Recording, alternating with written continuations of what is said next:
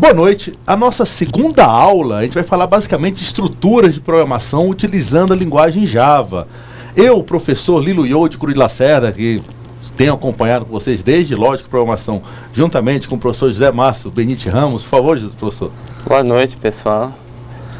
Espero que a gente consiga aí atingir mais uma etapa nessa caminhada nossa de programação. Tá? Hoje é uma aula muito importante que vamos falar um pouco sobre as estruturas de programação, como a gente vai então montar aí os nossos programas para resolver aí os nossos problemas. Ótimo, gente. Agora os nossos sistemas vão ser um pouquinho mais complexos, porque a gente vai aprender novos comandos a serem passados ao computador, né? A gente vai ver estruturas de decisão, de repetição e assim por diante. A vantagem é que essas estruturas vocês já viram no módulo passado de Lógica e Programação, só que a gente utilizou uma linguagem mais simples, uma linguagem chamada Visual G, né? Agora a gente vai tentar focar no Java mesmo. O objetivo agora é utilizar uma linguagem real de programação. Uma delas, Java, né, que é a mais utilizada nesse mundo acadêmico aqui, seria ótimo, propício para vocês iniciarem nesse mundo. Lembrando que essas estruturas não são exclusivas da linguagem Java, deixar bem claro. Eu posso trabalhando ela com C#, com Pascal, com C, com C++, com PHP, vocês vão ver PHP também, uma linguagem um pouco mais simples, só que voltada para a web especificamente, né? Tem todas essas novas linguagens, ela tem essas estruturas bases que são necessárias para a gente desenvolver programas que atendam os problemas algorítmicos hoje, né? Então vamos lá, vamos à nossa aula agora. Olha aqui. Hoje nós vamos estar falando de estruturas de controle. Como assim estruturas de controle? Como nós vamos controlar o nosso código, né? A questão é essa, como é que a gente vai controlar o nosso código? E que estruturas de controle são essas? A gente vai falar com estruturas de decisão, né? Tem 3 subtipos aqui, o C, C não, C não, C não, é bem legal isso aí, a gente vai ver as diferenças dela. Nós vamos ver as estruturas de seleção utilizando escolha, e nós vamos ver as estruturas de repetição, e são 3 essas estruturas, né? O para, enquanto e o faça. Gente, perceba que eu coloquei o nome em português aí. É só para a gente ter uma familiaridade com lógica e programação. Eu espero que vocês ainda se lembrem desse módulo. Se vocês não se lembram, tá tudo na internet. Vocês assistam a aula novamente. São aquelas nossas 4 aulas de lógica e programação que seria o suficiente para a gente seguir em frente aqui. Só que o foco agora é numa linguagem de programação real, Java. E a gente fez só esse português aí, é só para deixar mais fácil, para relembrar para vocês. Mas todas essas linguagens aí, todas as estruturas a gente vai traduzir para o Java. Então vamos lá, gente. O objetivo da nossa teleaula, tá? Deixar bem claro, é compreender o funcionamento das estruturas de controle, seja elas decisão e repetição, e aplicar essas estruturas de controle para desenvolvimento de programas um pouco mais complexos, né? Não nossos programinhas simples de entrada e saída. Agora a gente vai fazer o computador pensar por nós, né? A estrutura de controle ele é um up. O up foi legal, né, professor? Seria um a mais das linguagens que dá um poder bem maior ao computador de tomar decisões, de executar funções mais complexas graças a essas estruturas, né? Bem, voltando aqui, as estruturas de controle, o que elas seriam, né? São estruturas existentes nas linguagens de programação, como falei, ela não existe só no Java, existem quase todas, se não todas as linguagens de programação, que permite modificar o fluxo de execução de um sistema. Na aula passada eu mostrei para vocês que eu comentei com vocês, né, que eu mando o computador faça isso, ele vai e faz, computador faça isso, ele vai lá e faz. São as instruções que eu coloco no nosso código.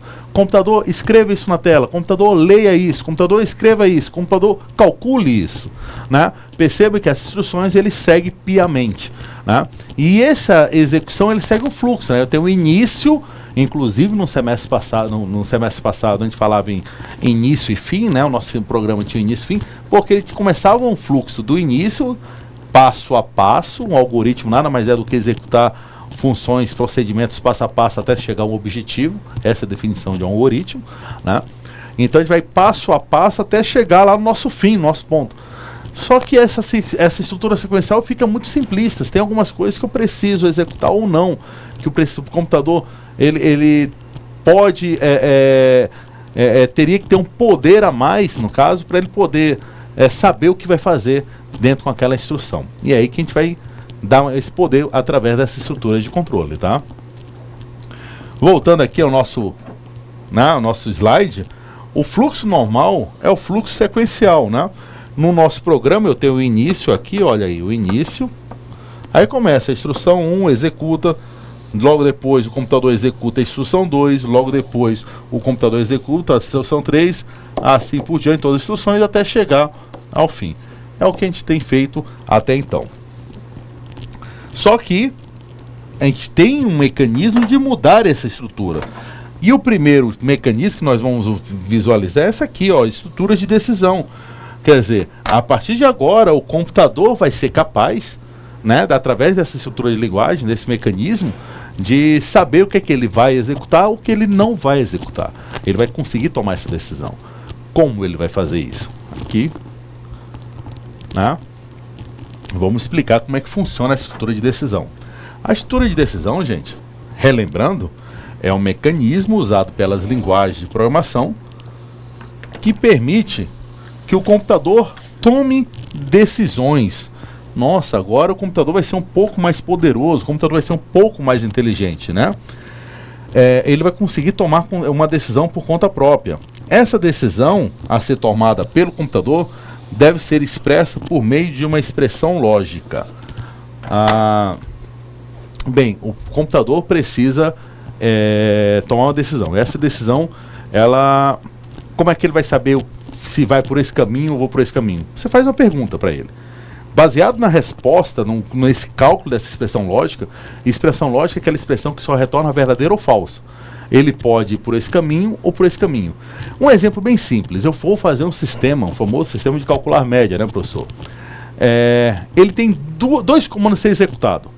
Um comando, ele vai, escreva na tela, você está aprovado. E outro comando, escreva na tela, você está reprovado. Ele não pode executar os dois comandos ao mesmo tempo. Ele tem que tomar uma decisão na hora para saber se vai escrever se está aprovado ou se vai escrever ou se está reprovado. Ele tem que tomar essa decisão. Ele não pode escrever as duas. Como posso dizer, ele não pode escrever as duas saídas ao mesmo tempo, né? Tela, você está aprovado, logo depois, você está reprovado. Como assim? Ele tem que escolher ou um comando a ser executado ou outro comando a ser executado, né? E essa escolha, você fala, olha, computador, se essa expressão booleana for verdadeira, executa esse comando. Se essa expressão booleana for falsa, executa esse outro comando. Que expressão booleana é essa? É uma expressão que retorna verdadeiro ou falso. No nosso caso, da média, acho que vocês já fizeram um cálculo da média no semestre passado, só relembrando. A gente fala, se a média for maior que 7, maior ou igual a 7, por exemplo, você fala, computador, você está aprovado, quer dizer, usuário, você está aprovado. Se não, você escreve, usuário, você está reprovado. O que vai acontecer é que ele nunca vai escrever as duas mensagens ao mesmo tempo. Ou ele escreve uma, ou ele escreve outra. Vamos dar um exemplo aqui melhor desse fluxo, gente? Olha como é que vai ser esse fluxo aqui. Um comando qualquer só será executado caso essa expressão seja verdadeira. O outro comando só será executado se essa mesma expressão for falsa. Isso aí é a estrutura C, que no Java a gente chama de if. Nada mais que a tradução, né, do C para o inglês. Então vamos dar uma olhada aqui nesse nosso, né, fluxograma, tá? Onde eu tenho o início, né? O meu código começa aqui, vou botar um xzinho aqui, começa aqui o código. Eu mando fazer uma instrução 1, instrução 2, instrução 3, instrução 4 e assim por diante, né? Até chegar ao fim. Esse aqui é o típico sequência, né? Um fluxo sequencial, sem nenhuma modificação. Agora, graças a estruturas de controle, no tipo estruturas de decisão, em vez de ele seguir esse comando certo aqui, essa linha contínua, não, o computador não vai executar todo. Vamos dizer que esse aqui, a instrução 2 seja aprovado, né? E a instrução 3 seja reprovado. Ele não pode executar a instrução 2 e 3 ao mesmo tempo. Ele executa ou uma ou outra. É o caso certo. Na sequência, ele vai executar tudo. Mas eu não quero executar tudo. Eu quero definir o que eu vou executar ou não. E a decisão faz isso. E no fluxograma a gente vai entender muito bem essa questão, essa decisão, né, gente? Vamos dar uma olhada. Eu começo aqui o meu código, vou até usar uma outra caneta aqui, a caneta vermelha, né? Faço uma instrução, vamos dizer, essa instrução calculou minha média, tá aqui meu código. Agora eu vou perguntar, baseado nessa condição lógica, né? Se ela for verdadeira, ela executa ou não essa instrução 2. Se ela for falso, ele vai e pula essa instrução 2. Nesse caso, é a instrução C. Significa que essa instrução 2 só vai ser executada se essa expressão lógica for verdadeira, né? Então vamos dizer que essa expressão lógica está escrito aprovado, né? Ela só vai ser executada se realmente, através dos cálculos que foram feitos pelo computador, for verificado que aquele aluno tirou uma média maior ou igual a 7. Então tá aí, ele não executa, ele quer dizer, aquela instrução 2 que antes ele executava sempre, agora ele vai executar só e somente se aquela expressão for verdadeira. Professor, a gente pode fazer uma alusão a um caminho que a gente segue em linha reta e nos deparamos a uma bifurcação. No momento da bifurcação, nós temos que tomar uma decisão se nós vamos seguir pelo lado direito ou pelo lado esquerdo. Tá? Dependendo da nossa decisão, o lado direito pode nos levar a determinadas ações que nós vamos executar lá na frente e o lado esquerdo levaria a outras ações. Tá? Lembrando que no final a gente se encontraria, tanto por um lado quanto pelo outro, num caminho mais adiante. Mas, dependendo do caminho a ser seguido, algumas coisas vão acontecer por um lado e outras coisas acontecem pelo outro lado. Perfeito, perfeito. Gente, a questão maior, eu falo para todos os meus alunos, né? Não basta a gente ver as teorias, às vezes a teoria a gente fica até um pouco confuso. Será como é que funciona isso efetivamente? Como funciona esse vídeo? Vamos colocar no computador, vamos treinar. Nós temos atividades para isso, nós temos os vídeos, novamente, vou colocar os vídeos para ajudar vocês nisso. Nós temos várias listas de exercícios na internet para a gente poder procurar e tentar resolver, né?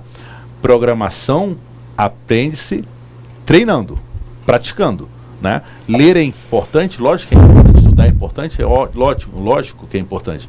Mas se você não praticar, você não abrir o computador, instalar um Java, ou instalar um C#, instalar um Pascal, um C, qualquer uma dessas linguagens, e começar a treinar, aí não tem como. E programação, gente, é importantíssimo. Como falei, é um mundo maravilhoso. Você passa a ser um criador, né? Eu falo a arte de programar. Existe um livro sobre a arte de programar. Você é um artista, o programador é um artista. Ele cria, né? Cria coisas do zero.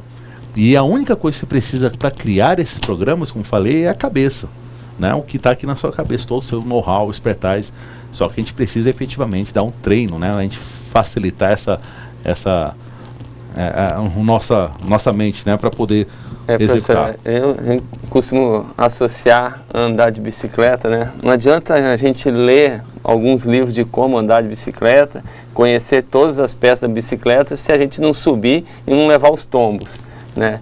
A gente vai errar muitos os programas, mas depois que conseguir andar, vocês vão ver que aquilo flui normalmente e a gente acaba resolvendo coisas similares já com o conhecimento que você vai adquirindo, você vai a cada vez mais melhorando esse caminhar aí.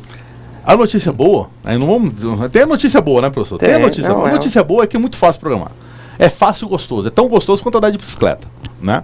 A gente está aprendendo uma linguagem nova. Imagina você agora aprendendo a língua portuguesa, né? O quão complicado seria você aprender uma língua, todas as palavras, todas as regras, toda a sintaxe, os duplos sentidos, etc. Não, a linguagem de programação ela é bem mais simples, são bem menos palavras, bem menos regras, como falei. É muito tanto que a gente vai aprender a programar nessas 4 aulas, a gente vai encaminhar você, né? O resto depende de você sobre procurar, ler os vídeos, acessar, ler os vídeos não, ler os livros, acessar os vídeos, resolver os programas para poder realmente incorporar esse aprendizado, essa competência que é saber programar, né? A sintaxe, gente, como é que eu faço? Eu não vou programar em fluxograma, vou ter que desenvolver um código lá. A sintaxe é bem simples aqui, né? Olha aqui como é que seria a sintaxe. O if, esse if aqui está errado porque é o i minúsculo, tá? If minúsculo com F minúsculo. A minha expressão lógica, o início da minha expressão e o fim da minha expressão. Significa que esse bloco de comandos aqui, gente, olha, ele só será executado se essa expressão lógica for verdadeira. Tudo que tiver entre o abre chaves e o fecha chaves, aquele bloco de comandos, ele só vai ser executado dentro do if se aquela expressão lógica for verdadeira. Se A for maior que B, se nota for maior que 10, se média for maior que 7, qualquer se o número for igual a 5, quer dizer, qualquer uma dessas expressões lógicas, pode ser relacionais ou etc., só vai executar o que está lá dentro se aquela expressão for verdadeira. É aí que nós vamos, né, para um exemplo.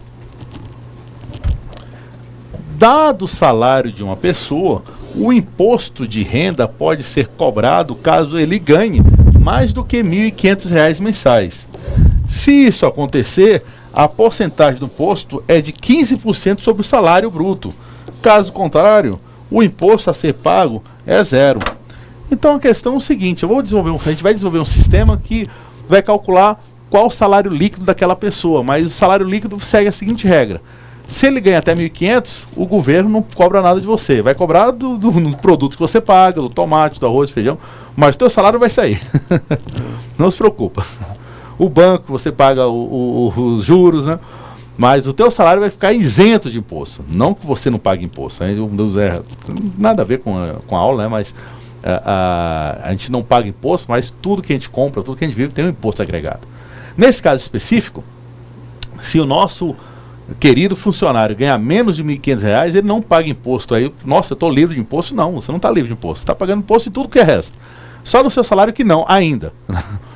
Mas, se você ganhar mais do que 1.500, não sei se você está percebendo, eu estou falando aqui, se você ganhar mais do que 1.500, olha aqui minha palavra, eu mesmo já dei resposta. Se eu ganhar mais do que 1.500, aí sim vou cobrar imposto. E como é que eu vou transformar esse algoritmo, esse problema, né, essa complexidade, numa resolução, né, no nosso programa aqui, na nossa linguagem de programação que a gente escolheu, Java. E aí que a gente vai desenvolver para vocês, olha. Novamente, eu tenho uma classe, exemplo C, né? Essa classe se chama exemplo C.java. Todo programa tem que começar com public class, exemplo C, né? Public class, aqui é o nome do meu programa. E dentro do meu programa eu tenho o meu módulo principal, né? No caso, o meu módulo main. E aqui no main, eu vou dividir meu código em 3 partes, olha. A declaração de variáveis, a entrada de dados, o processamento de dados e a saída de dados. Então, a primeira parte, eu declaro as variáveis. O que são variáveis? Retornando à aula passada. São aquele mecanismo de armazenar valor. Eu preciso armazenar, por exemplo, o valor do salário da pessoa. Eu preciso armazenar o valor do imposto. Eu preciso armazenar o valor que vai ser descontado, né, meu salário líquido. Então, eu crio essas variáveis. Aí depois eu preciso entrar, o usuário precisa informar, olha, meu computador, ele precisa de informações para calcular o imposto. Então você informa para ele, olha, o meu salário é tanto.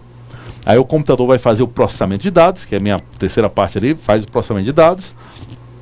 E por fim, depois de processar os dados, ele vem e mostra o resultado para você. E foi o que aconteceu. Vamos dar um zoom aqui, né? Vamos só retornar aqui antes. Depois eu dou um zoom sobre o processamento. O importante é o seguinte. Vamos tentar explicar aqui para vocês. Quais são as variáveis que eu criei? Salário bruto, imposto de renda e salário líquido. Tá? Logo depois eu pedi para o usuário inserir os dados do meu salário bruto. Então o usuário vai falar quanto é que ele ganha. Olha, eu ganho 1.000, ganho 2.000, ganho 3.000 reais. Então aqui ele vai perguntar, né, o computador vai perguntar quanto é que ele vai ganhar. Depois, nesse código aqui que a gente chama de processamento de dados, tá? De processamento de dados, é que o computador vai calcular, vai verificar se você paga ou não o imposto. E por fim ele mostra, olha, você pagou, teu salário é tanto, você pagou tanto de imposto, seu salário líquido é tanto, né? Mas vamos dar uma olhada, um zoom agora, nossa tecnologia, o zoom nesse cálculo. Olha que legal. No início, gente, o meu imposto de renda é 0. Porque eu não sei quanto é que ele ganha ainda. Agora eu vou fazer a pergunta. Se o meu salário bruto for maior que 1.500, e o if, gente, tem que estar, minha expressão booleana tem que estar entre parênteses, tá? Toda expressão, isso aqui é uma expressão booleana, salário bruto maior que 1.500. Se isso aqui for verdadeiro, quer dizer, quando o usuário digitou, ele digitou lá, por exemplo, 1.000, né? Se ele digitou 1.000, essa expressão é verdadeira ou falsa? No caso, o salário bruto é 1.000, 1.000 é maior que 1.500, então isso é falso. Se isso aqui for falso, esse código não é executado. Mas vamos dizer que o usuário digite lá um outro valor. Ele digite 2.000. Então, 2.000 é maior que 1.500. Opa, verdadeiro. Já que é verdadeiro, quer dizer, ele ganha mais que 1.500, então ele tem que pagar o imposto de renda. Quando ele tem que pagar, descobrir que essa informação é verdadeira, aí sim, lá no abre chaves e o fecha chaves, todos os códigos aqui dentro, pode ser 1, 2, 3, 10 mil linhas de comando, né? Vão ser executados. No nosso caso vai ser uma única linha de comando, ele vai calcular o imposto de renda. Ó.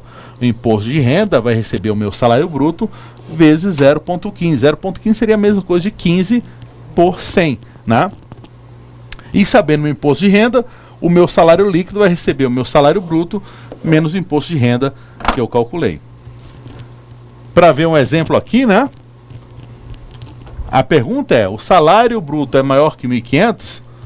Se for falso, o meu salário bruto é 1.000, o desconto de imposto de renda é 0 e o meu salário líquido é 1.000. Quer dizer, eu não paguei nada, né? Agora, se esse salário bruto for verdadeiro, por exemplo, o meu salário bruto é 1.501. Eu cheguei no limite, né? 1.501. O meu desconto de imposto de renda é 1.501 vezes 0,15 que eu coloquei lá no código, é 15%. O valor disso é exatamente 225,15. Então, meu salário líquido, eu ganhei 1.501, mas meu salário líquido passou a ser 1.275,85. Tá, gente? Perceba que agora alguns comandos, algumas instruções podem ou não ser executadas. E é isso que a estrutura de decisão C me permite fazer. Eu não tenho mais aquele fluxo contínuo. Eu posso ter executando, aí o computador verifique isso aí. Se for verdadeiro, vai por esse caminho. Se for falso, vai por esse caminho. E é o que nós estamos fazendo agora, deixando nossos programas mais inteligentes. Bem, só tem essa estrutura de comando? Não. O que a gente tem feito até agora é fluxo, pergunta, se for verdadeiro, executa, se não, pula. Mas eu quero fazer um outro caminho. Eu quero, se for verdadeiro, vou por aqui, se for falso, vou por aqui. Esse é o se não. Se acontecer, se isso aqui for verdadeiro, faça isso. Se for falso, faça outra coisa, né? É essa que é a estrutura do se não. Vamos lá, gente. Se o senão, mesma estrutura, expressão lógica, quer dizer, pode ser verdadeiro ou falso. Eu tenho um primeiro bloco de comandos. Só que esse bloco de comandos só vai executar se aquela expressão for verdadeira, né? Agora, se essa expressão lógica for falsa, então tem o else. Else, gente, do inglês é senão. Se, vou até ler aqui, vamos ler isso aqui, fica até bonito a gente ler, né, gente? Olha aqui. Se essa expressão for verdadeira, executa esses comandos. Se não, executa esses outros comandos. Como é fácil ler um código de programação, né? Então, a gente está aprendendo uma linguagem aqui, que é uma linguagem, uma estrutura simples, não é tão complexa assim. E vai ficar mais simples ainda se você chegar em casa e programar. Abrir o Eclipse, abrir o Visual Studio, abrir o GCC, abrir o IntelliJ, qualquer um desses compiladores que nós temos aí disponíveis gratuitamente na internet. Vamos testar, aí você vai ver realmente como funciona. Então tá lá, olha aqui o nosso caso, né? Esse aqui é a nossa estrutura de decisão C. A estrutura de decisão C, ele só pula, ele executa ou não a instrução 2. Na estrutura C não, essa letra aqui tá linda, né, gente? Mas vamos lá, no C não, eu tenho uma instrução, olha aqui, eu tenho uma condição lógica, uma expressão booleana. Se ela for verdadeira, ela executa uma instrução. Agora, se ela for falsa, ela vai executar uma outra extensão. É diferente desse caso aqui, porque é apenas eu verificar se eu vou executar ou não. Aí ela pula. Nesse caso eu tomo dois caminhos diferentes. Ou eu vou por um caminho ou vou por outro caminho. Depois que eu terminar meus caminhos, eles se juntam novamente. A questão é que depois do C, os caminhos se juntam, gente. Sempre. Após uma instrução C não, eu estou aqui meu fluxo. Daqui a pouco eu divido meu fluxo. Ou vou por esse caminho ou vou por esse caminho. Mas seja qual for o caminho que você for tomar, ao final eles vão ter que se juntar novamente para continuar o fluxo de execução normal do sistema, porque ele tem que chegar no fim, né? Então, todo programa tem início e fim. Se ele não chegar no fim, seu programa vai entrar em loop, vai dar erro. Por isso que dá a tela azul de vez em quando aí, porque alguém escreveu um programa que não tem fim. Né? O que acontece muito é um programa que não tem fim, ou tentou acessar um recurso que não deveria.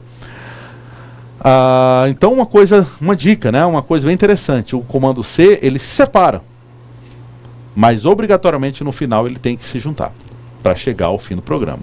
E foi o que aconteceu aqui. Voltando aqui ao nosso slide, né? Na minha condição eu separei, eu fui para esse lado ou eu fui para esse lado, mas no final eu tive que juntar. Então a instrução 3, que é uma instrução após a junção, sempre vai ser executado, seja verdadeiro ou falso, na condição lógica, porque ele já saiu do fluxo de bifurcação, né, na decisão. Ele já está fora da decisão. E vamos dar um exemplo aqui, né? Um exemplo desse aqui, ó. Dado o número, verificar se o mesmo é par ou ímpar. Como é que eu verifico se o número é par ou ímpar? Eu acho que a gente já viu isso no semestre passado, mas só relembrando, existe um cálculo, né, aritmético na lógica de programação, que é representado pela porcentagem. Essa porcentagem me dá o resultado do resto da divisão de dois números inteiros, né? Dado dois números inteiros, se você botar 5 módulo 2, ele te dá o resto da divisão, que por exemplo é 1. Para saber se o número é par, é só tentar dividir ele por 2. Se eu tentar dividir por 2 e o resto da divisão for 0, ele é par. Se for diferente de 0, no caso igual a 1, o número é ímpar. E vamos lá então, nesse caso, novamente fazer a estrutura. Eu declaro as variáveis, né? Logo depois eu faço a entrada de dados, digite o número, aí eu faço o processamento de dados e por último a saída de dados. O que eu quero mostrar agora, vamos dar um zoom no sistema. Olha aqui, gente, processamento de dados. Eu tenho duas variáveis que foram pedidas, né? Que o computador está trabalhando. O número, o usuário vai digitar 5, 10, 231, dado qualquer um desses números, vai verificar se é par ou ímpar. Aí eu vou pegar esse número, olha a minha expressão aqui, se esse número, o resto da divisão dele por 2 for igual a 0, significa que o número é par. Então vou ter uma variável chamada saída, o número é par. Se não, a minha saída, quer dizer, o que o computador vai falar o número é ímpar. Perceba que eu tenho dois caminhos. Se isso aqui for verdadeiro, ele vem por aqui. Se isso aqui for falso, ele vem por aqui. Mas nunca nos dois ao mesmo tempo. Ou é um, ou é outro. E você volta, depois que ele executa tudo isso, gente, vamos voltar aqui no nosso slide, tá? Vamos dar uma olhada aqui. Depois que ele volta, independentemente de qual fluxo, perceba que eu tenho esse fluxo aqui. Esse aqui é o fluxo 1. E esse aqui é o fluxo 2, quer dizer, eu dividi meu caminho ou esse, um dos dois, né? Mas ao final do meu comando if, sempre ele vai executar esse comando aqui, que no final, olha, escreva a saída. O que é escrever na saída? Ele vai escrever se o número é par ou ímpar. Então, no final, a bifurcação, quer dizer, eu tenho o meu código, vamos aqui dar uma olhada, eu tenho minha sequência de código. Um determinado momento, ou eu vou por aqui, ou eu vou por aqui, né? Esse aqui, vamos dizer, for falso, esse aqui for verdadeiro. Aí ele vai executando, tudo que for para verdadeiro ou falso. Mas depois de terminar o if, na hora que eu fechar as chaves lá do if, aí ele volta e começa a execução normal do meu fluxo, né? O meu início até o meu fim do fluxo. É assim que funciona o nosso código. E a última instrução que nós vamos trabalhar, gente, esse eu vou passar um pouco mais rápido, mas Eu não posso ter um C dentro de outro C, um if dentro de outro if. Eu posso, por exemplo, eu quero fazer algo do tipo, se eu pegar a idade de uma pessoa, se uma pessoa tiver até 10 anos, ela é uma criança, de 10 a 18 anos é um adolescente, de 18 a 40 anos é adulto, de 40 a 60 anos é um adulto experiente, no nosso caso, né, professor? Nós somos adultos experientes. Depois dos 60 anos nós somos a terceira idade, melhor idade, o que for. Perceba que eu tenho um conjunto de espaços aí, de um espaço, outro espaço, outro espaço, não é apenas C e C não, né? Eu posso criar um código específico de programa para quando uma pessoa tiver de 0 a 10, um código específico de programa para uma pessoa que tiver de 10 a 18, de 18 a 40 e assim por diante. Eu posso tomar vários caminhos, para não ficar fazendo um if, depois mais outro if, depois outro if, um aninhado, um logo depois do outro. Eu consigo colocar um if dentro do outro, a gente chama ifs aninhados. E isso é possível, né? Esse é o famoso comando que tem quase todas as linguagens de programação, que é se, só que em vez de ser apenas o senão, é senão se. E eu posso ter quantos senão se eu quiser, até o último senão, né? Como é que funciona um se, senão, se? Mesma história, um if e eu faço minha expressão lógica. A priori, depois que eu executo o if, o certo era ter um else. Mas esse else vai ter um outro if relacionado. Então, else, if, outra expressão lógica. Else, if, outra expressão lógica. Else, if, outra expressão lógica. Eu posso ter else, if, quantos else, if eu quiser, né? Tanto que eu coloquei expressão lógica 1, 2, expressão lógica n. Eu posso ter vários else, ifs aninhados, né? E depois que eu cansei dos meus else if, né, professor? Eu tenho o último else, que é opcional também, né? O que acontece, gente? Como é que funciona essa estrutura? Vamos tentar entender essa estrutura com vários else ifs. Vamos apenas olhar aqui. Essa expressão lógica, gente, esse else if aqui, ele verifica. Vamos imaginar, eu tenho essas instruções, 0 a 10 criança, de 11 a 18 adolescente, de 19 a 40 a 25, né? A 30 jovem, de 31 a 50 adulto e de 51 para frente melhor idade. Aí dependendo, vamos imaginar, né? Olha, eu quero fazer uma saudação olá, né? E dependendo da idade eu vou me comunicar de uma maneira diferente. Aí eu vou falar o seguinte, eu vou instalar com uma idade, ó, minha idade é 42, exemplo, né? Aí eu vou perguntar, essa idade está entre 0 e 10? Não, falso. Está entre 11 e 18? Não, falso. Está entre 19 e 30? Não, falso. Está entre 31 e 50? Opa, verdadeiro. Então, dado várias opções, ele vai achar uma verdadeira. E na hora que ele achar essa verdadeira, ele executa aquele código. Seria assim, né?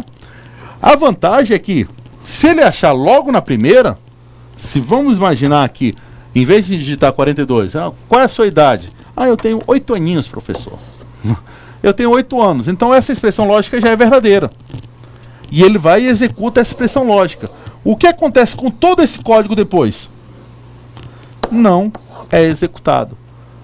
A vantagem disso é que, na hora que ele acha um verdadeiro, ele ignora o resto. Ele vai procurar todos os if, else, até achar o verdadeiro. Achou o verdadeiro, ele executa. Se ele não achou nenhum, ele vai lá para o else, né? É um comando poderosíssimo que te dá muito mais escolhas, né? Que te dá muito mais recursos para o computador. E é bem melhor do que você fazer um if, termina um if, depois faz outro if, termina um if, porque em termos de processamento computacional, esse else if ele é mais eficiente do que ifs individuais. Professor, normalmente a gente acaba descobrindo a necessidade de usar um if aninhado quando nós temos mais do que uma pergunta, como foi colocado aí a questão das faixas de idade. Então, se a gente tem apenas uma pergunta que a resposta pode ser sim ou não, lógico, fazendo uma alusão que na verdade é verdadeiro ou falso. Então, se a gente tem uma única pergunta, um if e o else já resolveria. Mas quando a nossa pergunta não se resume em apenas se é par ou ímpar, nesses casos, esses dois estados, que é par ou é ímpar, mas eu tenho situação em que é grande, é médio, é pequeno, ou eu tenho as faixas de idade, tem infantil, juvenil, adulto, sênior. Então, se a gente tem que fazer aí mais de uma pergunta, é interessante a gente usar os ifs aninhados, né? Aí para um if a gente faz uma pergunta, o else if faria outra pergunta, e assim por diante até esgotar todas as possibilidades de perguntas, e um else final encerrando, que quando nenhuma daquelas perguntas respondeu o sim, que foi verdadeiro. Perfeito, boa. Eu considero, gente, esse else if um pouco mais complexo de entender, sinceramente. Nossa, professor, eu vi isso, coisa do demônio, né? Do demo. Realmente, é porque a estrutura ele é uma única estrutura que ele acaba ficando muito grande. Mas, novamente, nada que uma prática, nada que resolver um exercício com else if não ajude, né? E uma coisa que eu esqueci de falar para vocês. Nessa questão de programação, muita gente fala, eu adoro estudar sozinho, mas programar é muito bom e recomendado programar em duplas, em grupo, porque geralmente um vai dando ideias para o outro. Eu mesmo, quando programo, eu tenho o meu código, às vezes eu faço meu código, mas sempre chamo um colega meu, olha, o que você acha? Será que essa aqui foi a melhor solução? Né? Então essa questão de você juntar uma equipe, ir para casa, fazer churrasco, etc., mas também programar em conjunto é o ideal, é o que a gente aprende mais. Essa parte de prática é o que aprende mais. E mais ainda, né, eu vou até entrar... Existe um modelo de desenvolvimento de software chamado de XP Program, quer dizer, Extreme Program, quer dizer, programação ao extremo, que é obrigado duas pessoas trabalharem ao mesmo tempo no mesmo código. E isso está sendo utilizado, por exemplo, em quase todas as empresas, grandes empresas, Microsoft, Google, Oracle, os grandes desenvolvedores, players, Extreme Program, vocês podem procurar na internet, aí, programação extremo, quer dizer, programação em par, né? Que eles acham que até você programar em par, ele te dá menos erros do que você programar sozinho. E qual é a vantagem de você programar com menos erros, né? Depois, lá no final, com menos suporte, menos problemas. Quando você solta um software que tem problemas, cai a credibilidade da empresa. Por exemplo, uma Microsoft, um Google. Imagina, eles lançaram o Windows 10 agora. Quanto melhor a qualidade daquele código, melhor para a Microsoft, melhor para a empresa, por exemplo, né? E assim também vale para todas as outras empresas. Extreme Program realmente é um padrão de desenvolvimento. Para vocês a dica, se for o caso mesmo, eu vou sozinho, mas se for possível, junte uma equipe, junte seus colegas, olha, combina aí o final de semana, né? Em vez de no churrasquinho, vamos pegar um tempinho e fazer um código junto, bora. Ou então, mesmo separado, você tem um Hangout, você tem um Skype, vamos estar trabalhando junto, só que de maneira virtual. Hoje a tecnologia nos permite trabalhar de maneira virtual em equipe, tá? Mas vamos dar um exemplo aqui bem simples, tá? Olha como é que seria então o else if.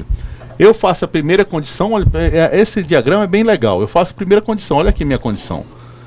Se for verdadeiro, se for falso. Se for verdadeiro, ele já executa a instrução e sai. Legal, né? Então o primeiro verdadeiro que ele achar, ele já executa. Deixa eu botar aqui. Agora, e se não for verdadeiro? Então não for verdadeiro. Vamos dizer que essa condição ela é falsa. Só que quando é falso, eu preciso verificar novamente a condição. Eu faço um outro if. E nesse outro if eu vou perguntar. Isso é quando essa condição é falsa. Então eu vou para um if alinhado, quer dizer, um if dentro de outro if, né? Aí eu faço novamente pergunta, é verdadeiro ou é falso? Né? Se for verdadeiro, eu executo a instrução. E se for falso? É aí que eu posso, né? Se aqui for falso, eu posso ou terminar, executar a instrução, ou fazer um outro if. E assim por diante. Se for verdadeiro, eu executo. Se for falso, aí eu faço um outro if. Eita, aqui, ficou bonito esse meu losango aqui, né, professor? E assim por diante. Eu fico fazendo ifs e ifs alinhados, né? Sempre quando for falso, eu peço uma outra decisão. Lembrando que ao final de tudo, todo o fluxo do if, seja else as if, ele tem que convergir para um fluxo normal.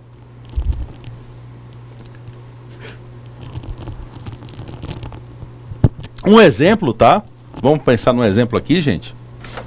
Dado duas notas, caso a média dela seja maior que 7, o aluno estará aprovado.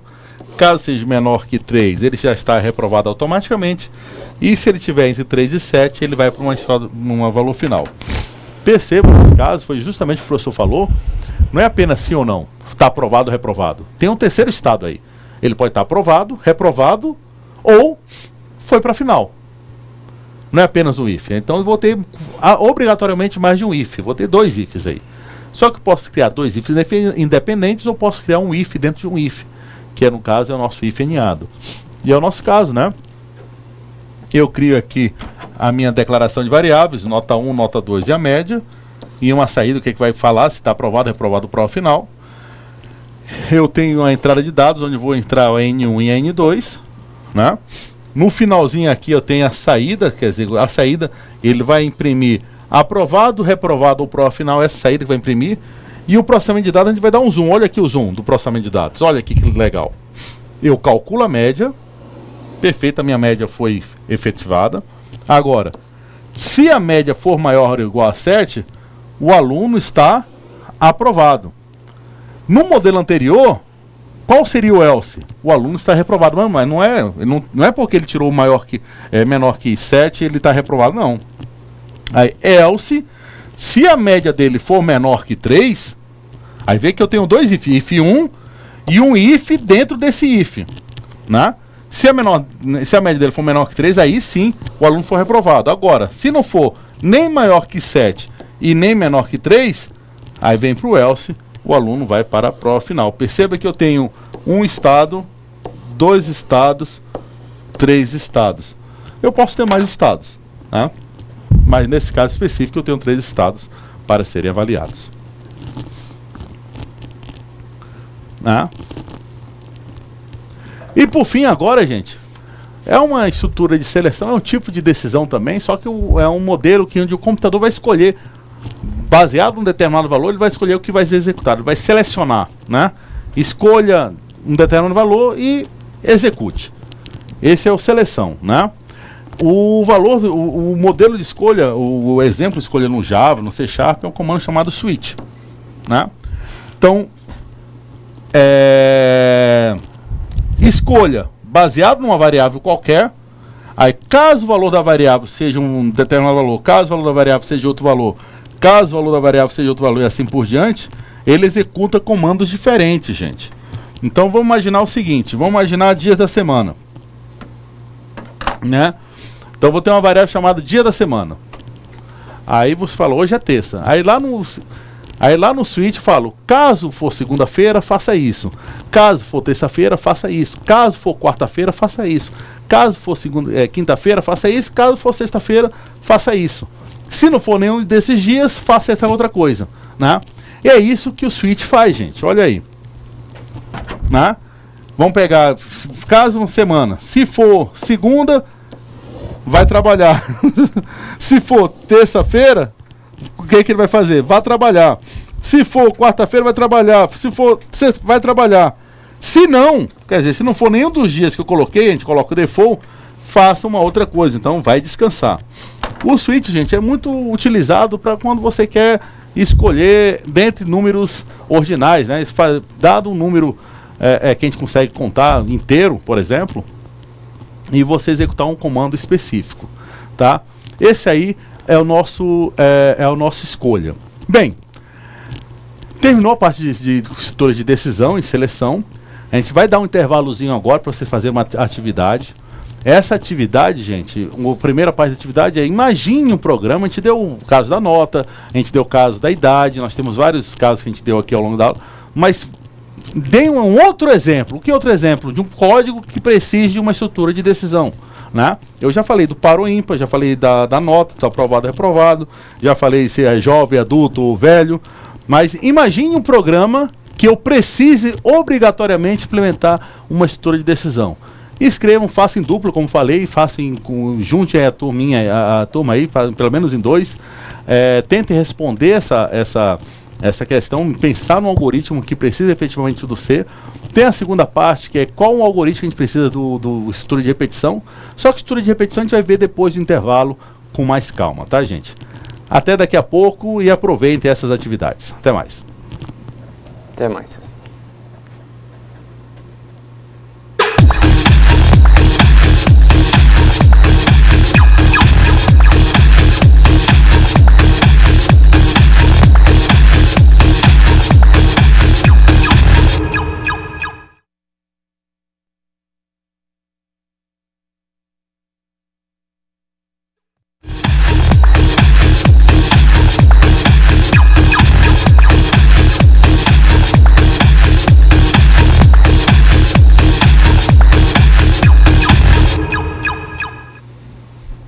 Olá pessoal, bem-vindo de volta aí, espero que tenham discutido bastante aí sobre a atividade agora, sobre problemas que poderiam utilizar estrutura de decisão. Eu vou passar para o professor José Márcio, que ele vai dar alguns exemplos, mas eu já posso adiantar alguma coisa nesse sentido. Quase todo programa utiliza estrutura de decisão, é muito difícil você pensar num sistema que não utilize. É justamente o contrário, quase todo sistema você vai, em algum momento você vai ter que colocar um if nele, é complicado não, é a realidade mesmo. Mas vamos lá, professor, o que a gente pode pensar numa estrutura de decisão aí? Bom, pessoal, eu vi alguns exemplos que foram repassados aqui e a gente pode, como o professor falou, na maioria dos programas que a gente vai fazer, em algum momento a gente tem que checar alguma condição para realizar algum comando. Mas vamos imaginar, se eu tenho 2 valores e eu quero identificar qual é o maior deles, eu posso fazer aí, utilizar a estrutura de decisão. Se eu quero dar um desconto em uma venda, de acordo com o valor da venda, se ela for acima de, por exemplo, 200, 300 reais, vamos imaginar assim, aí eu quero dar um desconto de 10, 15%. Então, eu posso utilizar esses comandos aí, pagar uma comissão para algum vendedor de acordo com o percentual de vendas que ele realiza. Muitos exemplos aí também, a questão de calcular o índice de massa corpórea, né? Que geralmente a gente faz lá a multiplicação de altura pelo peso para saber se está dentro daquele peso ideal. Isso muito me interessa. A ideia também é baseada em condições, onde a gente faz uma pergunta, se o valor é maior que tanto, é uma coisa, se não é outra coisa, tá? E a gente aí tem muita coisa na literatura aí que a gente pode estar discutindo e trabalhando questões de decisão, mas a gente vai ver que no dia a dia é comum mesmo a gente, na resolução dos problemas, utilizar essas estruturas. Bem, gente. Só concluindo, também tem a questão 2, termo de repetição. Eu vou aguardar o professor falar um pouquinho mais sobre repetição e a gente volta a dar alguns exemplos, tá ok, pessoal? Vamos lá, gente. Como é muito conteúdo, a gente acabou uma parte de conteúdo deixando aqui para essa área de discussão, tá, gente? Como falei, os problemas computacionais, quase todos utilizam algum tipo de decisão, algum tipo de escolha. Então, a gente sempre está utilizando os ifs da vida. Vocês estavam tendo estrutura de dados agora com a professora Liliane. A estrutura de dados nada mais é do que decisão. Filas, ordenação, pilhas, decisão, né? Repetição agora, gente, a gente vai ver uma outra estrutura que é muito utilizado nas linguagens de programação. Quer dizer, eu quero executar alguma coisa várias vezes. E é isso que a gente vai ver agora, as famosas estruturas de repetição.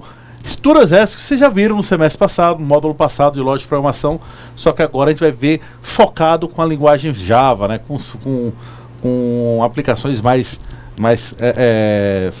reais, vamos dizer, né? Vamos lá. Estrutura de repetição. O que é uma estrutura de repetição? Eu tenho 3 tipos de estrutura, gente. O para, que é o primeiro que a gente vai falar, o enquanto e o faça. O que é o para? O para é uma estrutura de repetição que executa um laço de repetição por um número pré-definido de vezes. Para tanto, a estrutura para, né? Esse para porque é do inglês for. No Java a gente vai utilizar a estrutura for, né? A estrutura para tem um auxílio de uma figura chamada contador, que nada mais é que uma variável do tipo inteiro, que tem um valor inicial e que deve chegar a um determinado valor final. Eu comentei na aula, no módulo passado, né, que estrutura de repetição é o seguinte, eu preciso definir uma estrutura de repetição quando eu quero executar o mesmo comando com um conjunto de comandos várias vezes, né? Eu quero escrever na tela 10 vezes alô mundo. Eu posso dar lá sys.out, println alô mundo, sys.out, println alô mundo, sys.out, println alô. Posso escrever esse comando system.out, println 10 vezes, 100 vezes, 1000 vezes. Só que isso não é recomendado, é um trabalho, né, desnecessário. Ou eu posso falar, olha para o computador, faça a instrução system.out.println 10, 20, 100, 1000 vezes. É mais fácil. Então, em vez de criar vários códigos, várias instruções, eu crio uma única instrução e aponto para o computador. Computador, essa instrução ou esse conjunto de instruções, executa aí 10, 20 vezes, né? O para é justamente isso. O para é essa estrutura que me permite executar um comando ou um conjunto de comando várias vezes. E o para, ele tem um aspecto bem peculiar. Já foi falado no módulo passado aqui. Eu mando, olha, computador, faça isso 10 vezes. Ponto. Né? Então eu já sei quantas vezes eu vou repetir. A grande sacada do para é que eu já sei quantas vezes eu vou repetir. Imagina o seguinte, eu vou pedir para você fazer... a gente está aqui numa academia, né, de ginástica, eu sou o professor de vocês, olha, pessoal, faça para mim 10 abdominais. Logo abdominal, né? 10 abdominais. Você já sabe como é que é, quanto precisa de 10. Então você vai fazer o seguinte, bem, eu tenho que fazer 10, eu vou começar contando 1, 2, 3, 4, 5, vou até o 10. Você só consegue fazer 10 abdominais porque você sabe contar até 10. Se você não soubesse contar até 10, né, professor? Você não conseguiria fazer 10 abdominais. E é isso que o para consegue. Ele precisa de um contador para ficar lembrando o computador quantas vezes ele já fez aquilo. Fiz uma vez, fiz 2 vezes, fiz 3 vezes, fiz 4 vezes, né? E o para tem algumas estruturas auxiliares, por exemplo. Eu posso contar de 1 em 1, 1, 2, 3. Posso contar de 2 em 2, 1, 3, 5, 7. Posso contar de 5 em 5, 0, 5, 10, 15, né? Ele tem essa estrutura, esse mecanismo. Eu posso contar de decrescente. Gente, vamos começar agora. 10, 9, posso contar decrescente também, né? Lá na nossa academia não é só crescente. É 1, é 2, é 3, depois vem um decrescente. É 3, é 2, é 1. Acontece muito isso, né? Então eu posso fazer o contador começar de 10 e terminar em 1 e 0. A grande questão aí, também nos contadores em Java, nessas linguagens C-like, C-like são linguagens que são provenientes do C, né? O Java é uma delas. Que o computador ele começa a contar não do 1. Quando a gente fala conta até 10, a gente começa 1, 2, 3, padrão humano começar a contar do 1. O computador, o padrão dele é começar a contar do 0. Né? Então, conte até 10, ele vai 0, 1, 2, 3, 4, 5. Agora tem duas questões bem interessantes. Conte até 10 ou conte 10 vezes. Se eu contar até 10, vou ter do 0 até o 10. Se eu contar 10 vezes, eu vou do 0 e não chego no 10. Vou até o 9, porque o 0 é uma vez. Tá, gente? 0, 1, 2, 3, 4, 5, 6, 7, 8, 9. Então é só tomar cuidado com isso. Sempre, no caso do Java aí, ele inicia com a contagem geralmente de 0, mas isso pode ser configurado, mas por padrão é 0. Vamos ver um exemplo aqui, gente, né? Aqui é a sintaxe, o comando for, um valor inicial que vai ser utilizado pelo meu contador, a minha condição de parada e de quanto em quanto eu vou começar a contar. E aqui é o bloco de comandos que eu vou estar executando, tá, gente? Um exemplo aqui, eu quero contar 10 vezes. Eu crio um contador, geralmente o i, que é do tipo inteiro, né? Esse i, a condição de parada é conta enquanto o i for menor que 10, e o incremento, olha, pega esse i e aumente mais um, mais um, mais um. Então, toda vez que ele executar, ele vai executar esse comando, system.out.println, e ele vai contar de 0 até 9. Mas sabendo que isso aqui são 10 vezes, porque o 9 conta. Mas eu quero até pessoal, não quero contar de 0 a 9? Eu quero contar de 1 até 10. Você pode personalizar? Pode. Então, em vez do i começar com 0, eu coloco o i começando de 1, né? Em vez de o i for menor ou igual a 10, ele vai até o 10, né? Menor que 10, agora vai ser menor ou igual a 10, então ele vai até o 10. E vou incrementar de i, recebe i mais 1 também, né? Toda vez que ele incrementar, toda vez que for executado, eu vou aumentar meu i em uma vez. Então ele vai contar de 1 até 10. De qualquer maneira, isso aqui também são 10 vezes, né? E uma outra coisa do for, eu posso contar ao contrário, né? Eu posso utilizar do 10 e for comentar, e vai executar enquanto o i for maior ou igual a 1. E em vez de aumentar o i, em vez de incrementar o i, eu vou decrementar o i. Então ele vai contar de 10 decrescente até 1. De qualquer maneira, ele vai fazer isso também 10 vezes, né? E um algoritmo bem interessante, olha aqui um algoritmo que a gente pode montar aqui. Mostrar os números pares menores que 100. Bem, eu posso fazer o seguinte código, gente. Eu posso ficar contando de 1 em 1, 1, 2, 3, 4, 5, e para cada número verificar, esse número é par ou não? Né? Eu posso fazer isso. Ou eu posso fazer o seguinte, 2 é par, qual o próximo número? 4. Qual o próximo número par? 6. Qual o próximo número par? 8, e assim por diante. Então, em vez de ficar contando de 1 em 1, eu posso ficar contando de 2 em 2. Olha como é que eu poderia fazer meu código aqui. Eu começo aqui 0, né? 0 é par, professor? Não sei, mas vamos começar de 0 até chegar em 100. Em vez de contar de i, recebe i mais 1, quer dizer, de 1 em 1, agora o i vai contar de 2 em 2. Então, o que vai acontecer? Ele vai contar 0, 2, 4, 6, até 98. Por quê? Ele não vai chegar em 100 porque eu coloquei menor que 100. Não coloquei menor ou igual a 100. Né? Então, lembrando aqui, gente, só voltando aqui. Olha aqui como é que funciona o for. Valor inicial. Geralmente eu declaro uma variável, um contador, e ele recebe um valor inicial, 0. Uma condição de parada, então eu vou contar até quando? Até o i for menor que 10, por exemplo. Então ele vai do 0 até o 9. Enquanto ele for menor que 10, ele continua executando. E esse i vai ficar incrementando de quanto tempo? I recebe i mais 1. Né? Quer dizer, para cada execução ele vai aumentar em 1. Um apelido de i recebe i mais 1 seria o i mais, tá, gente? É um que o pessoal utiliza muito esse aí, um pós-incremento, um pré-incremento. Lá no guia de estudo tem mais informações sobre esse pós e pré-incremento, tá, gente? Agora, um exemplo aqui, né?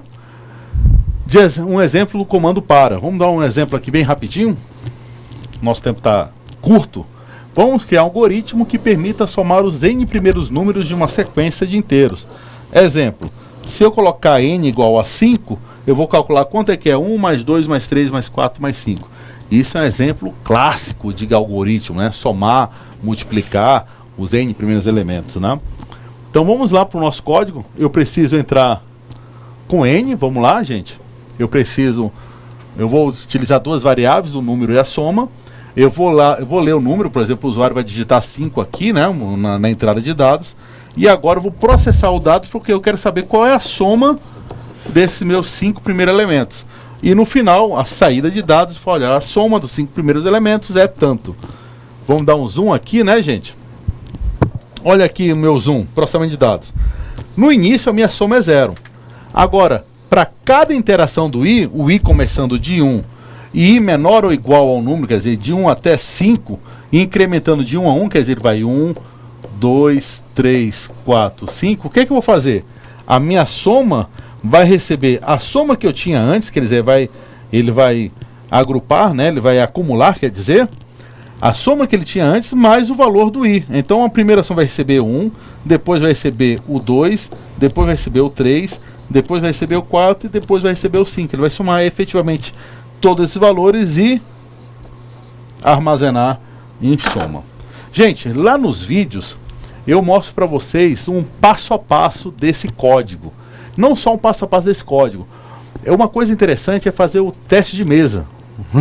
Né, professor? O teste de mesa, que é o teste do chinesinho, alguns falam, que é você saber como é que se procede passo a passo daquela execução de programa. É bem interessante vocês verem o andar nessa repetição. Olha, o I começou com 1, agora ele vai tentar executar, ele faz o teste. Ele é menor que 5, é menor ou igual a 5, então agora ele executa o que precisa. Terminou de execução, ele volta lá para cima, e quando ele volta, ele já incrementa o I. Então você vê exatamente passo a passo o que está acontecendo lá na memória do computador. A gente chama isso de teste de mesa. Procure na internet teste de mesa em algoritmos, procure na internet, no YouTube, como fazer isso. Também assista nossos vídeos de como fazer isso, perceba que é bem interessante. Dica, teste de mesa. O mais interessante, gente, vai cair na prova de vocês um teste de mesa. O que é isso? É você pegar um algoritmo e você verificar o que está acontecendo nesse algoritmo. Vai cair, né? Então é interessante você saber o que está acontecendo lá, saber executar comando a comando o seu computador. E não é só na nossa prova. Geralmente em provas aí por fora, concursos, entrevistas de emprego, tem certas soluções que você só vai conseguir saber responder se você conseguir executar, saber executar linha a linha do comando, né? Olha, aqui essa variável está com esse valor, quando chegar aqui essa variável está com esse outro valor, esse comando aqui vou repetir várias vezes. Então o teste de mesa é importantíssimo para saber entender o programa, né, professor? Isso é um caso uma boa dica para a prova, porque normalmente várias questões contêm trechos de código que a gente precisa executar ali o teste de mesa ou de cabeça, mas a gente tem que ir lá escrever os valorizinhos que vão estar para saber a saída daquele trecho de programa. Gente, a segunda estrutura de repetição, tudo é estrutura de repetição. A gente viu um chamado para. A próxima estrutura de repetição é o enquanto. Enquanto, ele também é uma estrutura de repetição, desculpa. O enquanto vem do inglês do while, ou while, né? Free while. O while aqui, tá, gente?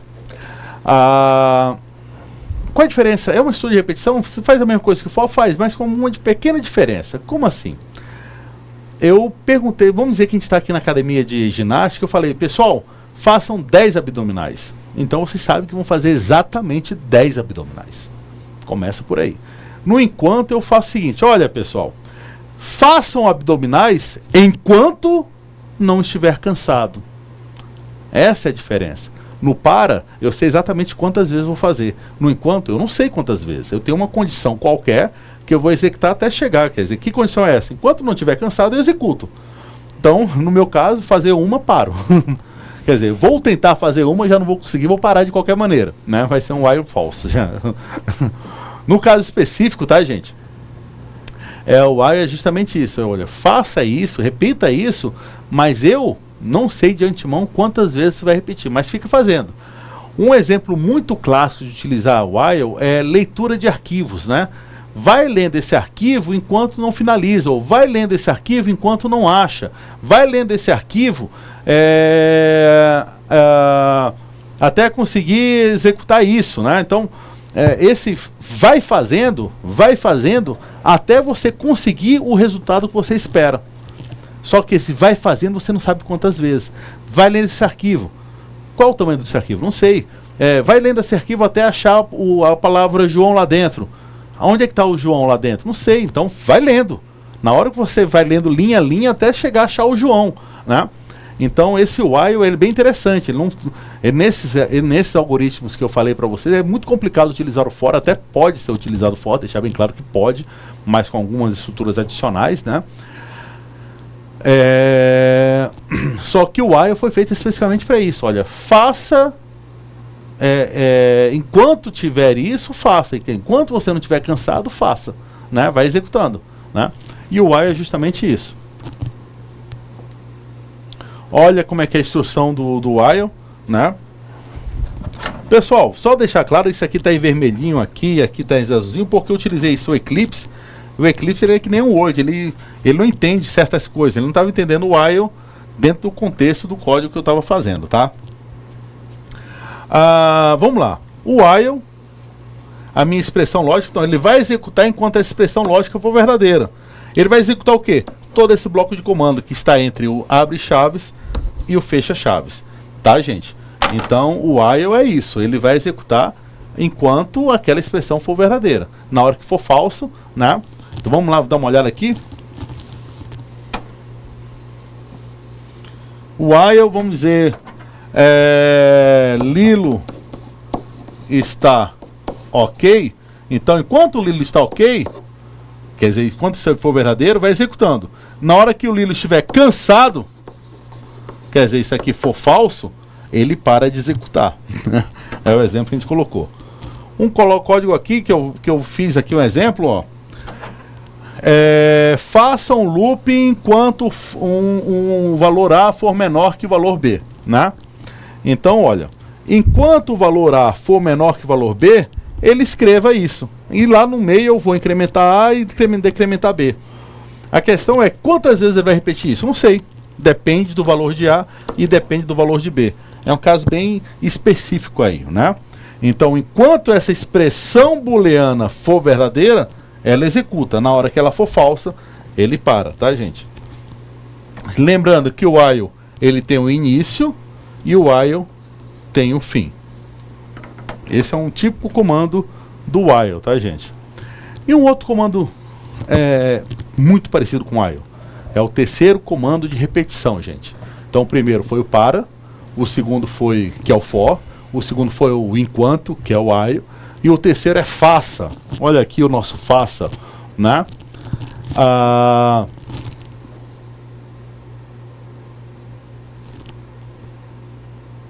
gente tem um exemplo aqui, vamos dar um exemplo, olha aqui que legal, esqueci desse exemplo. Cria um algoritmo que mostre, olha, cria um elemento que mostre todos os elementos menores que 1000 na sequência Fibonacci. Nossa, esse aí é um elemento bem complicado aqui. Para o conhecimento, essa sequência Fibonacci nada mais é do que aquela sequência cujo próximo elemento é a soma dos dois anteriores, né? Então, o primeiro elemento do Fibonacci, 0, o segundo, 1, o terceiro é a soma desse mais esse, então é 1 também. O outro elemento é a soma desse mais esse. Esse elemento é a soma desse mais esse. Esse elemento é a soma desse mais esse, né? Então, o próximo elemento é a soma dos dois outros. O próximo elemento é a soma dos dois antigos. Essa aí é a sequência Fibonacci. E o nosso código aqui mostra para vocês, como eu não sei quantas vezes vai ter que fazer esse cálculo, a sequência Fibonacci ela vai crescendo, né, com o tempo. Quantas vezes ele vai fazer isso? Não sei, eu só sei que eu quero mostrar todos os elementos da sequência Fibonacci menores que 1000. E olha o que eu fiz, né? Enquanto a sequência anterior, N1 mais N2, for menor que 1000, quer dizer, o próximo elemento eu sei que é 1000, eu vou escrever na sequência. Na hora que minha próxima sequência, meu próximo elemento for maior que 1000, ele para. Só isso. Esse aí é o meu exemplo de sequência Fibonacci, tá, gente?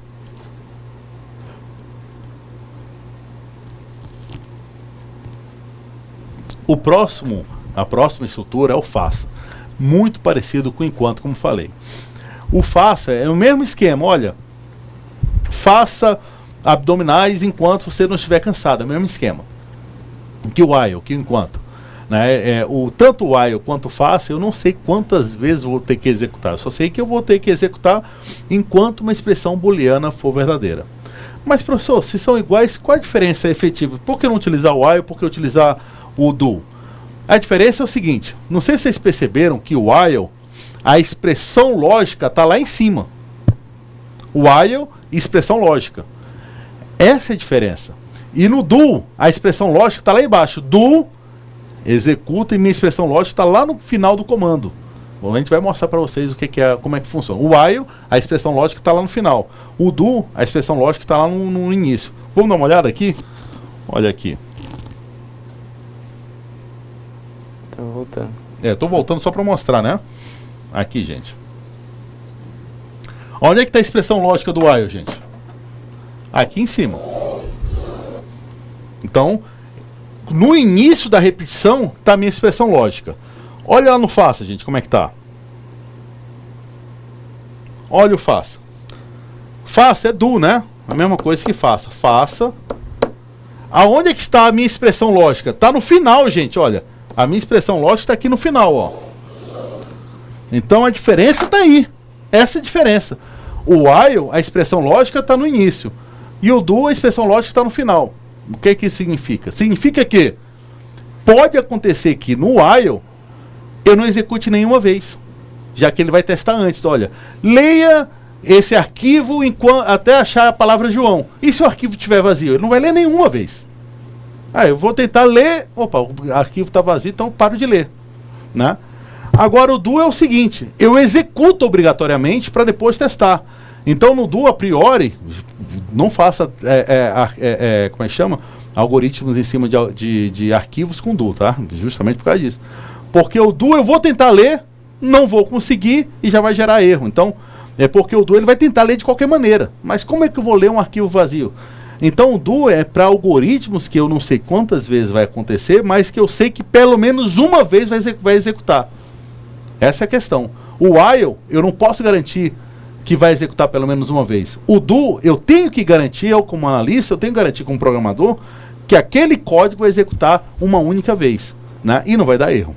Essa é a diferença. É a diferença, a posição do while. O while antes pode executar, quer dizer, não pode executar o algoritmo, né? Pode acontecer de não executar. O while depois, eu obrigatoriamente vou executar pelo menos uma vez. Olha aqui, gente. Ao fazer o faça, né? Cadê meus blocos? Faça. Aí eu executo meu bloco de comandos todinho, olha. Seja quantos comandos eu quiser, seja quantas instruções eu quiser. Só para depois verificar se eu continuo executando ou não, né? Mas pelo menos uma vez eu executei. Tá? Um exemplo no faça, cria um menu de comando que mostre 3 mensagens de acordo com a opção escolhida. Bom dia, boa tarde, boa noite. E tem uma quarta opção perguntando se o usuário deseja sair do programa. Isso aqui é um exemplo bem interessante que eu posso criar menuzinhos, né? Então eu utilizei o do aqui, olha. Então, imagina, eu vou fazer um menu. O meu menu de opções ele tem que aparecer pelo menos uma vez. Então faça, aí eu mostro meu menu. Olha, meu menu é selecione 1 para dizer bom dia, selecione 2 para dizer boa tarde, selecione 3 para dizer boa noite, selecione 0 para sair do programa. Mas isso tem que aparecer a primeira vez. Então, já que eu sei que esse menu, olha aqui o meu menu, tem que aparecer pelo menos a primeira vez, eu utilizei do. Então ele vai executar. E dependendo da resposta dele, se for 1, 2, 3, se for 0, quer dizer, na hora que a minha opção for igual enquanto a opção for diferente de 0, na hora que isso aqui for falso, né, aí ele sai, né? Significa que ele vai executar esse menu até o usuário digitar 0. Na hora que ele digitar 0, ele sai do meu programa. O mais importante nesse caso específico é que ele executou uma vez, né? E respondendo, gente, à nossa atividade em sala que a gente pediu, a nossa segunda questão, qualquer algoritmo que você precise fazer tarefas repetidas, contar, ler várias vezes, alguma coisa nesse sentido, uma estrutura de repetição cabe dentro. A questão é saber se vai ser um para, um enquanto ou um faça, né? Ou, no caso, um for, um while ou um do. Se você sabe quantas vezes vai repetir, sem dúvidas é um for. Faça isso 20 vezes, né? Agora, se você não sabe quantas vezes vai repetir, ou é o while ou é o do. Agora, se nesse teu algoritmo pode acontecer de não precisar repetir nenhuma vez, o while. Agora, se teu algoritmo você quer que garanta que execute pelo menos uma vez, é o do. E por fim das coisas, eu acho que a gente tem 3 estruturas de repetição, mas é possível, gente, criar qualquer algoritmo de hoje, possível que a gente existe, usando apenas uma delas. Eu quero fazer qualquer algoritmo só utilizando for, eu consigo. Eu consigo fazer qualquer algoritmo só usando while, também consigo. Eu consigo fazer qualquer algoritmo só usando do, também consigo. É deixar bem claro que eu consigo fazer, só quero fazer com for, posso. Só que às vezes você precisa criar algumas estruturas a mais de controle, né? Porque, como falei, o for é para alguns casos, o while é para outros casos e o do para outros casos. Como é que eu vou saber? Prática, né? Isso. Muita prática. Muita prática. Qual estrutura de comando você vai utilizar? Bem, gente, chegamos ao final de mais uma aula, infelizmente, mas na próxima semana, se Deus quiser, nós estaremos aqui. Nós vamos falar sobre modularização de programas. Não esqueça de assistir as videoaulas, não esqueça de ler o nosso guia de estudo, muito bom, né? Feito pelo professor José Márcio, nosso guia de estudo, né? Um dos livros que ele já publicou. E mais importante, tentem praticar em casa. Uma boa noite, uma boa semana e qualquer coisa nós estamos à disposição. Muito obrigado, gente. Boa noite, pessoal, e até a próxima.